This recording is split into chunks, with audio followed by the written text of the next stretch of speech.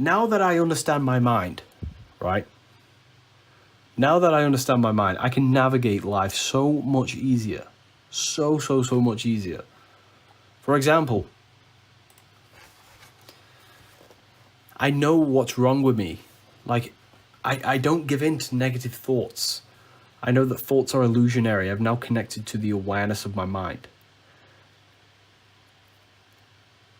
Once you go deep enough, you can start to understand how to astral project, which I give you a method of astral projection that I've been using for the past couple of years in this book.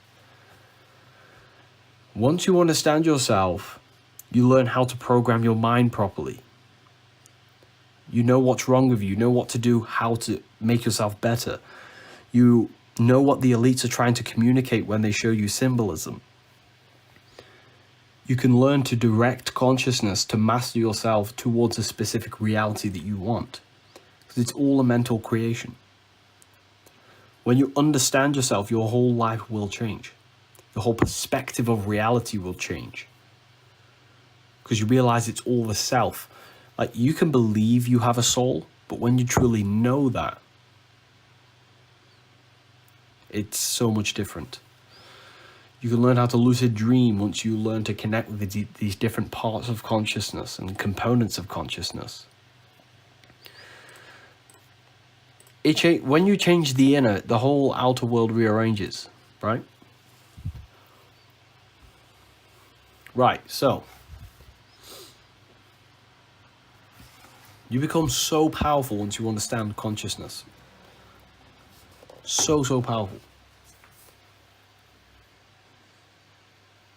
Right, so there is 2 codes left, by the way, everyone. 2 codes.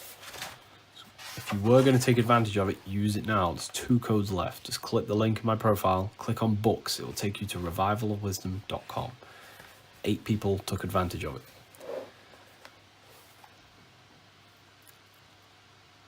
Right. The invisible spirit governing the will, act, and self-control in the mind. Yes, exactly. Exactly that. You are the invisible spirit governing your will, I think, I feel, I act. You are the I before all of them. Will I get the PDF before my paperback? Yeah, it should get sent straight to your email. Get sent straight to your email, right? So check your spam, and if it's not there, just contact the support team, Revival or Wisdom Assistance at outlook.com.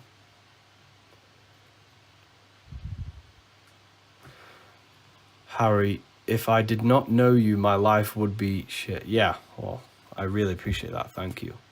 Stuff like that makes me happy, you know, to hear the feedback of how I've changed people's understandings of life. That is beautiful. That is absolutely beautiful. Where does symbolism come from? Who? It's a good question. We've been using it since the dawn of man. Every letter is a symbol. And symbols can manipulate you, right? Symbols manipulate you. Have you ever realized that? How does this make you feel? Notice the change in your thoughts when you see that symbol. Notice the change. Now, what does this make you feel? Notice the change in your mind space. Notice the thoughts associated with that symbol. Symbols activate the subconscious. They pull things out of your subconscious. They change mind states. So symbols can be used to program people. Right? You see that? Notice the difference in your mood, in your thoughts. Right? That's how symbols are so powerful. Why? Do you hate the elites? I hate the elites. You know, in modern day spirituality, they say love and light and everything, love and light, like everything's perfect, high frequency. No, if you have, you know, the elites of the earth are, you know, they're scum. They are selfish, manipulating people. And We should all hate them. They're evil. And we should have hate for them sort of people. You know? So,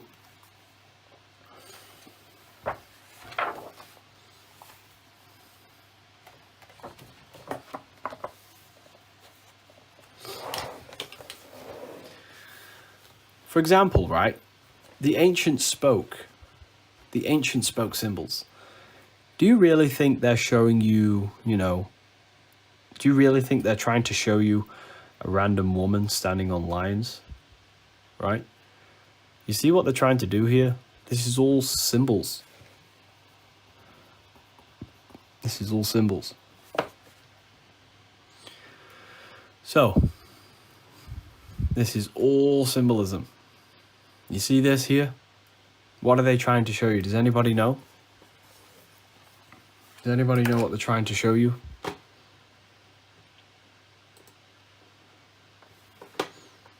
Let me know in the comments. Strength. Power. No. Okay. So the ancients put this in stone for a reason. What are animals? What are lions? Lions represent instinct. All they do is eat and survive. So that's your survival mind, because human consciousness has two minds. Survival mind, creative mind. Lower mind, higher mind. So she's a feminine, so she represents emotion or desire. So what is your survival mind desire? Your survival mind desire is sex, food, power. Sex, food, power. That's the animal. So she is feminine, which is emotion, desire. Comfort, yeah, comfort. And she's standing on top of her survival mind, or the animal instincts. She's standing on top of them, gaining control of them. And you see these wings here? That's a bird. What does a bird do? A bird is in the air, it's elevated, symbolizing higher. So she's gained control of her animal instincts, sex, food, and power, and now her mind is operating in the higher mind for creation, because that's what you are. You're a creator. Your mind is a limited space, so if you only think about sex, food, and power, then your life will reflect that, and the mind has no space for creative thought. In order to become a conscious creator of your reality, you have to free the mind from these lower desires, survival mind. And once you master these lower desires, your mind then opens up for space for higher thoughts, for creation, inspiration, genius ideas, whatever it is. And what is everyone doing in the world today? What do they desire? Sex, food, and power. Why do the elites want people in that state of consciousness? Because the people who are weak, chasing sex, food, and power, they have no control over their reality. So the ancients carved this into stone to tell you instructions on how to operate your mind. It's the same here. Taming the lion. He's got a lion tamed. Taming your animal mind, rising to the higher mind, the wings, the bird. Right? It is all symbolism. Here's Mary. Mary, this is Christian paintings. You see the dragon? Uncontrolled desire, uncontrolled ego, uncontrolled desire of the lower mind. She's standing on top of it. She's pure. She's a virgin, meaning she's pure. She has control over the lower instincts, and she's rise to the higher mind. It's all symbolic of how to operate consciousness. Right? This is all symbolism. And she's standing on the moon. What is the moon, everyone? Does anybody know what the moon is? What is the moon? She is the feminine. Yeah, feminine. It's The feminine is desire, emotions, subconscious. So she's in control of her subconscious. Her subconscious is not controlling her unconsciously, like my old self. I was being governed by unconscious desires of things that never got me anywhere. They left me feeling empty inside. Empty. Right? So, that's what the dragon is. The dragon also is a symbol of, right? I had a page about this somewhere. The dragon is a symbol of concealment.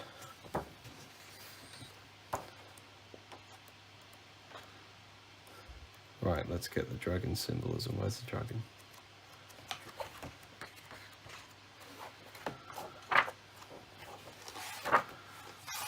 I did a whole page on the dragon somewhere.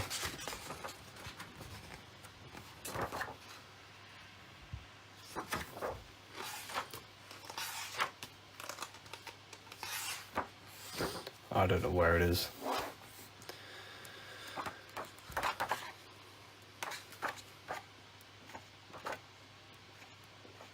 There it is. Right, so the dragon appears in myths and famous tales of a guardian of treasure, of a princess. You know, has anyone ever seen a children's film where the dragon takes the princess and guards the princess? Yeah, right? You know how that's all allegory? It's all symbolic of consciousness, of the mind, right?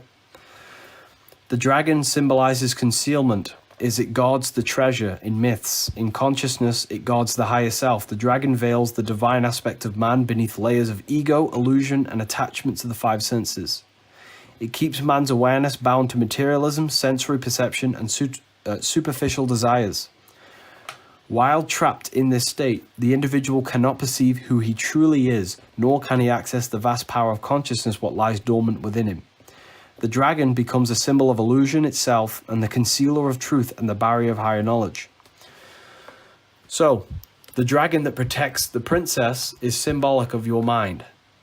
The dragon is the ego, the part of you that seeks desire, sex, power, food. And the princess is the soul, the true self, the gold, the treasure. The ego is the dragon, the princess is the treasure, the true self.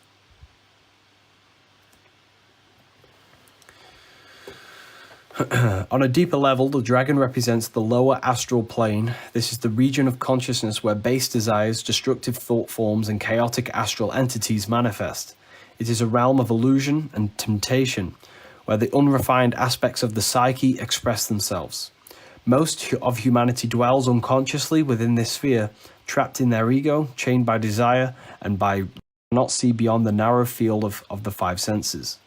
They remain imprisoned within the lower realms of their own consciousness because the dragon, their lower self, will not allow them to transcend. The mind that refuses correction builds its own prison, stone by stone. It constructs walls of ignorance, illusion, and self-deception that keeps the higher light out. But the mind that welcomes truth is freed in an instant, for a single realization has the power to break every chain. So the dragon is symbolic of the lower mind that conceals the higher self. It keeps the mind attached to the physical body, right? So that's why you always see a dragon and a princess in these ancient myths and tales and kids' films. You see, these kid films are all allegories of the mind, of how the mind works. It's all psychology. And every film you watch is all allegory of how the mind works.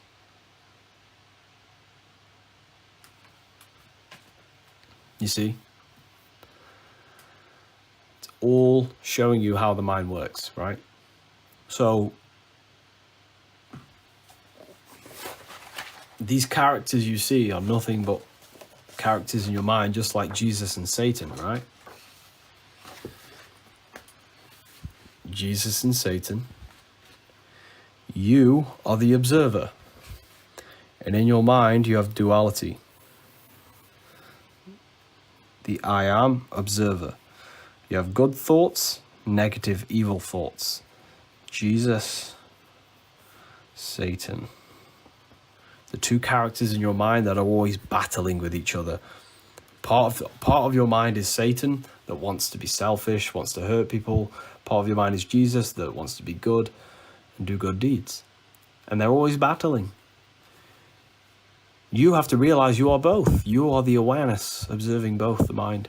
You live in the mind, right? So all these characters in the Bible are all aspects of the mind. Right? All aspects of the mind.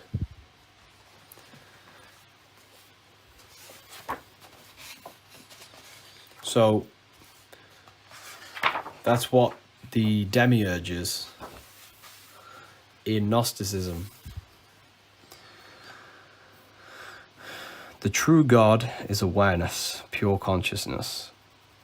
And awareness splits itself into different self-conscious awareness, right? To the mind. Because an eyeball can't see itself. Awareness cannot observe itself. God can't see himself, he's just awareness.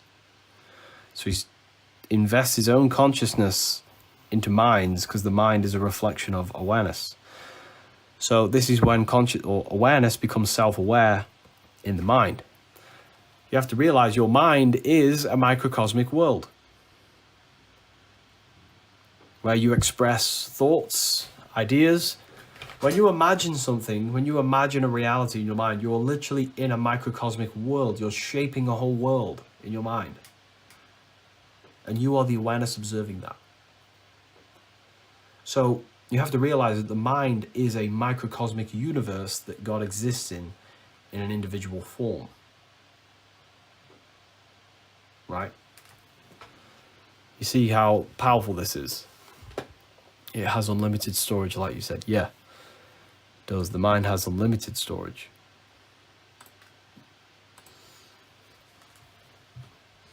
Right? So when you shape things in your mind, you're in a microcosmic world. You're shaping the microcosmic world. 100,000 likes. Wow, that's beautiful.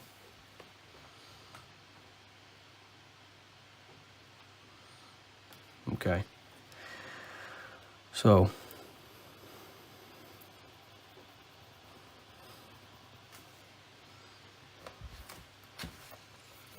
let's get the next one.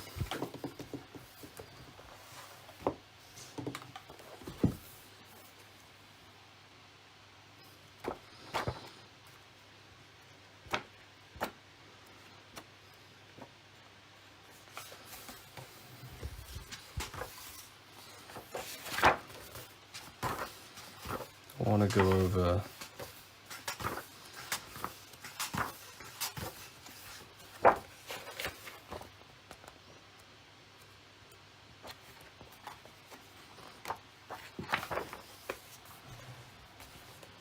here's God in the mind, right? Awareness. Here are 12 characters. So this is Michelangelo showing you God in the brain. See this?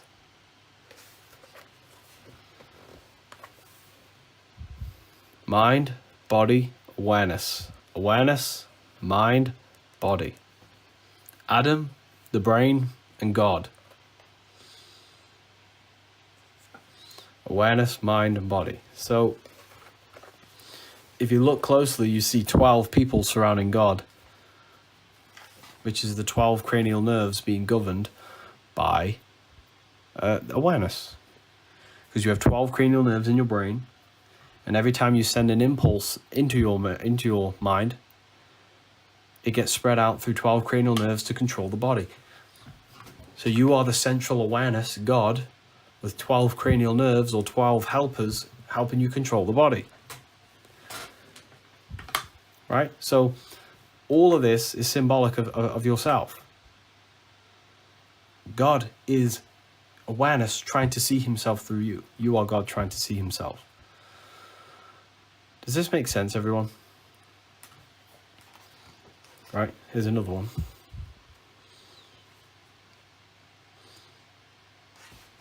There's another one, right? It's all the self. Awareness in the skull. The side of the head is called a temple.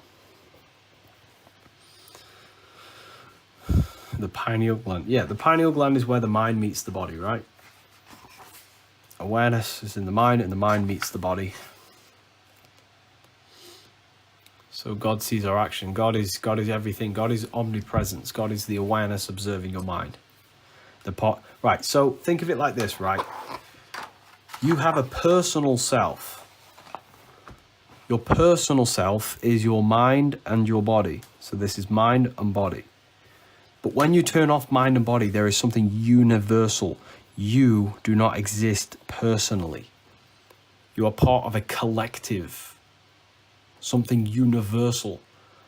So when you turn off mind and body, you're no longer Harry or Josh, Sophie, or the body. You are the universe, awareness, or God, or the monad, the source of consciousness.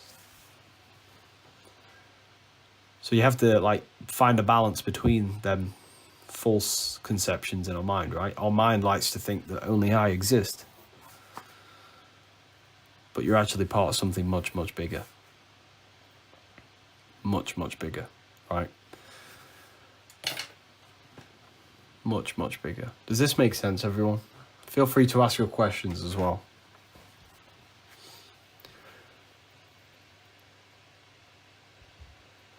Why does God need to see himself when he lacks nothing? Well, it's like an eyeball trying to see itself. God is pure consciousness, or non-duality, non-dual consciousness, which is awareness. Awareness is non-dual, meaning it's singular. So he creates a mind, which is a microcosmic world to express free will, and the mind then creates the body. So God is investing his own awareness to see himself, to seek gnosis. You are a vessel of God trying to see himself. Right? So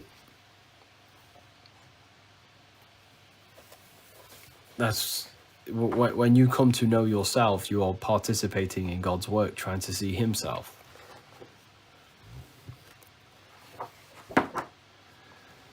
You're participating in the work of God, right? Does that make sense? Yeah, that's beautiful. Yeah, it is beautiful when you start to see it. When this truly matures in your psyche, it fully transforms who you think you are in your life.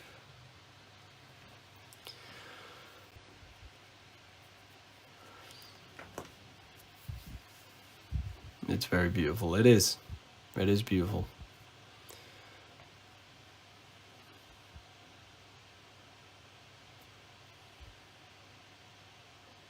So who am I praying to? Who gave you the ability to think? Who gave birth to mind? You have to think that. Who is the seed of the mind? Who gave birth to your thoughts? Who gave birth to your mind?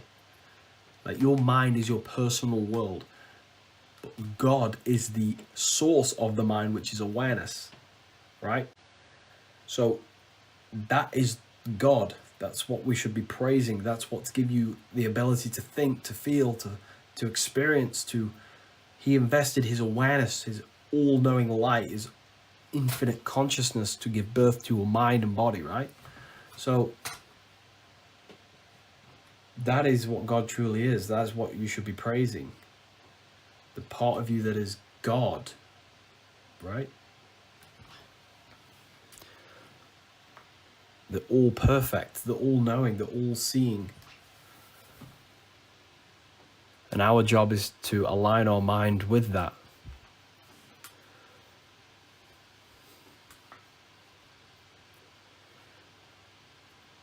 It is beautiful. So do we exist after death of the mind? Yeah, well, that's the ultimate goal, is to learn how to dissolve everything about our being and reunite back with awareness, with pure God. That's the goal of the mystic, right? Is to reunite ourself, or reunite the mind back with the self, or awareness.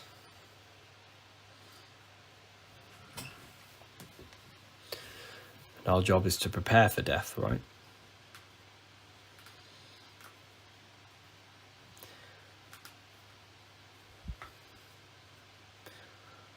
How to do that? It's by collapsing duality in your mind.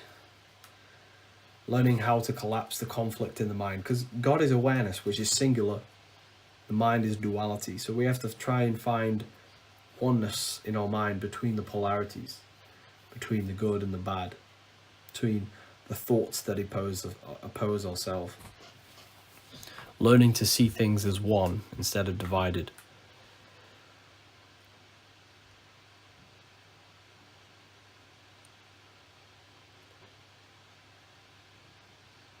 You know?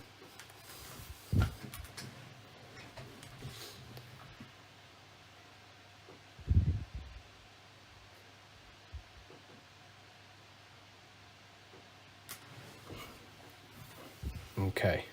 Enlightenment. Is religion division? Yes, religion is division.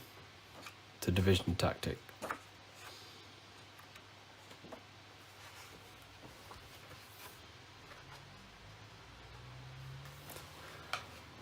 Would anybody like me to create a code for the books? Because we did run out for the last ones. Please talk about reincarnation. Reincarnation is... Okay, so the same law that governs your life here in this physical world is the same law that governs your mind in the spiritual. As above, so below. Like, the world in your mind is always going to be reflected in your actions in your physical body. They are always parallel to each other. If you think about food, your body wants to get food. You think about, I don't know, whatever it is, they're always corresponding, right? So when you die, the temple that you have built in your mind will be the world that you will experience outside you, that your awareness will observe when you die.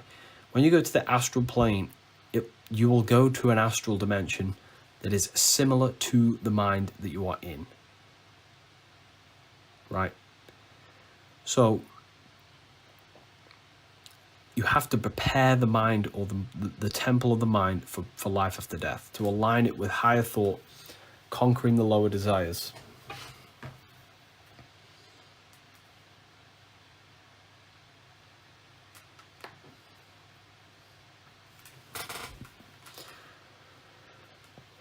So it's the same law, right? It's the law of correspondence.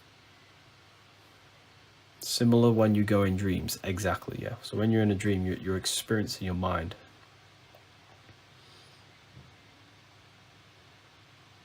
Book code. Okay, so are people wondering about the books? If you want to learn, if you want to astral project, you want to learn how to build your mind and stuff like this, and then the symbolism behind it, it's not about just learning it. It's about becoming a better version of yourself. Like, your life will change when you understand consciousness and you learn how to build your mind and all these symbolism behind it, and astral projection and stuff like that. But we have a whole section of astral projection in the Book of Symbolism.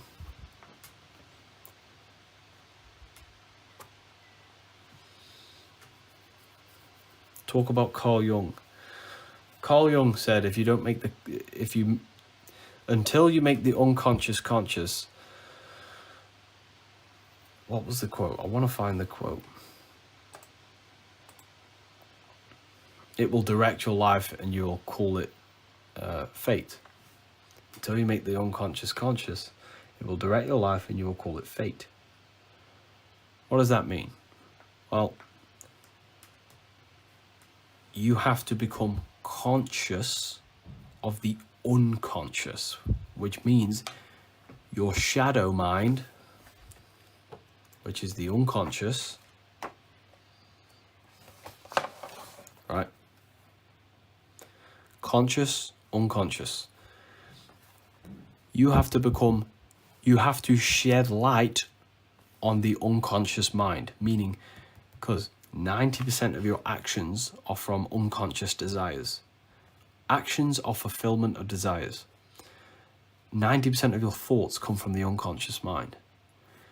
If you do not look into your unconscious mind and see what desires are charging your actions and your thoughts, you will have no control over reality.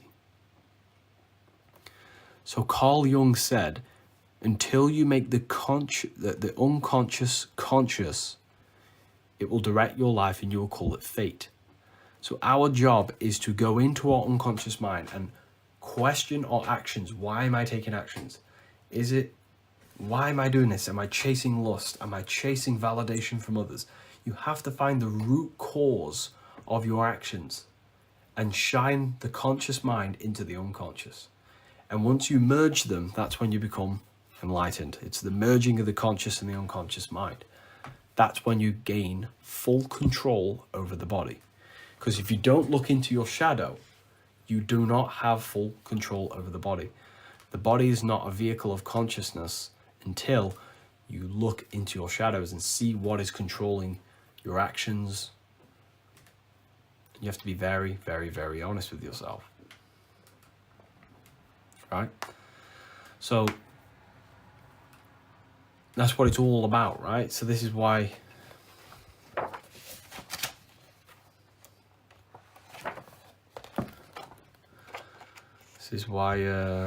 Freemasonry has that royal arch. This arch of connecting the sun and the moon. So you have full control of your body now. No, I never said I had full control of your body. What I'm saying is that's the process of gaining full control of your body by making every unconscious desire become conscious and working on them individually. Right? So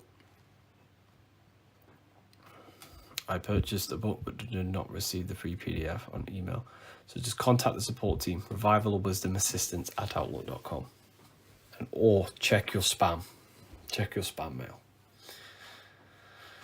Are you working on it and how? All you have to do is to question every action. Question every intention you have. For example, you're posting on Instagram. Why am I posting on Instagram? Am I trying to seek validation? Is there a part of me that doesn't feel worthy? Like every action you take, question it.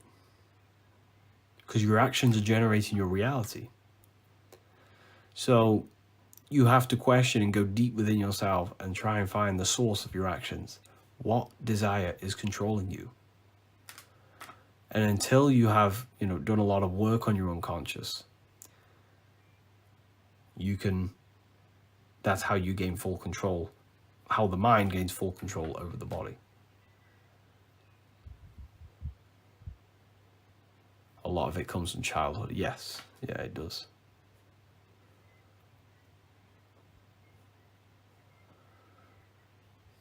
revivalofwisdomassistance@outlook.com. revivalofwisdomassistance@outlook.com.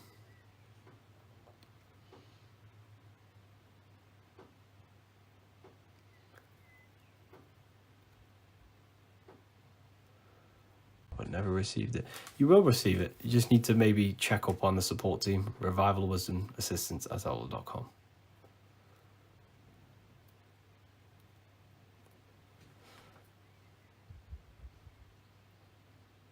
I was a Mason, but did not understand in the short term.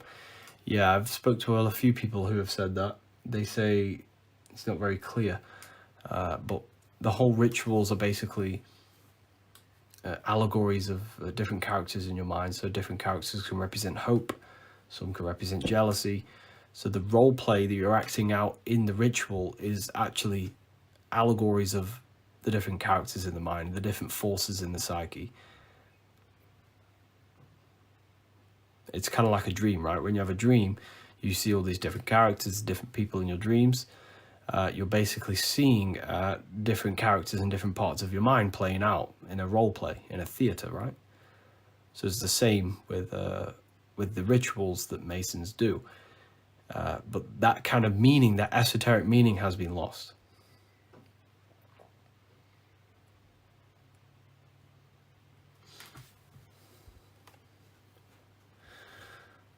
What is the symbol of the 4? Okay, good question.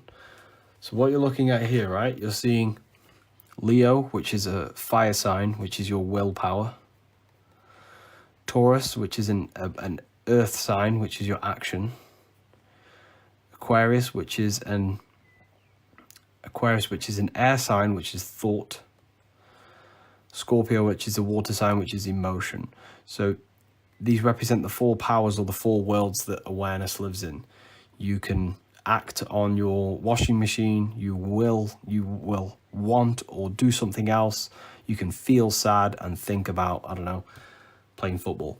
You literally live in 4 different worlds at the same time. You have full control over these 4 different worlds. Your body can be acting on a washing machine. You will want to do something else. You feel sad and you can think about football.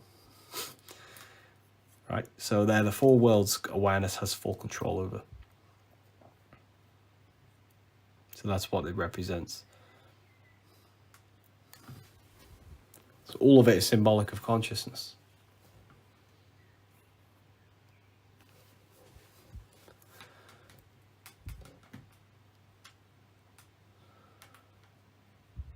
What is the will? The will is the force that can direct the mind and can direct every body of consciousness. The will is, I will do something. I will. I want, right? It's very difficult to even explain what will is, but it's a force that drives and directs the mind, it can direct the body, it can direct emotions.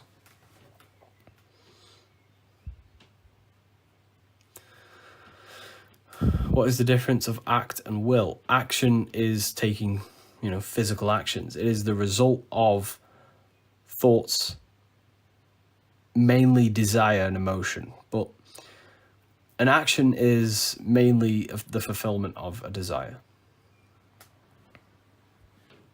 The will is strength of doing. Yeah, that's very well said. Very well said. Yeah, it's like a strong psychic force. It's the highest point. It goes will is the highest, then thought, think, then feel, then act. Will is always the highest.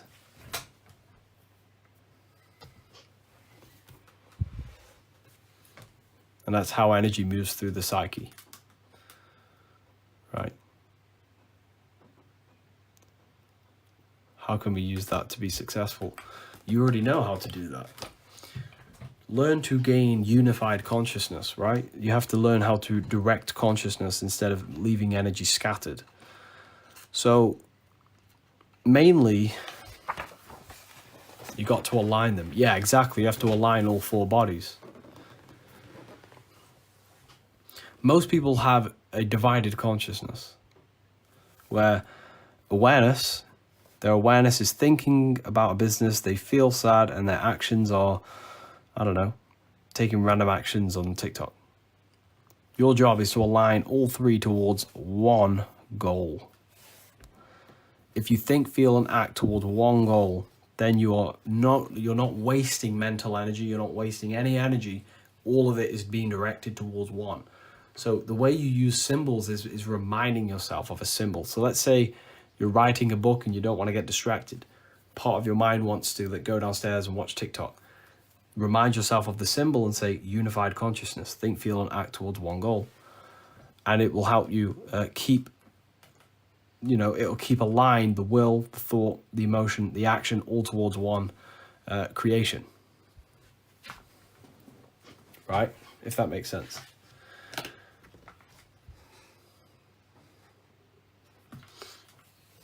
But essentially, right, you do have to go through a period of studying yourself, right? So this book will help you, it will fast track yourself. You'll understand everything, and then you have to then apply this in your mind. Apply this to your daily life, and your life will change.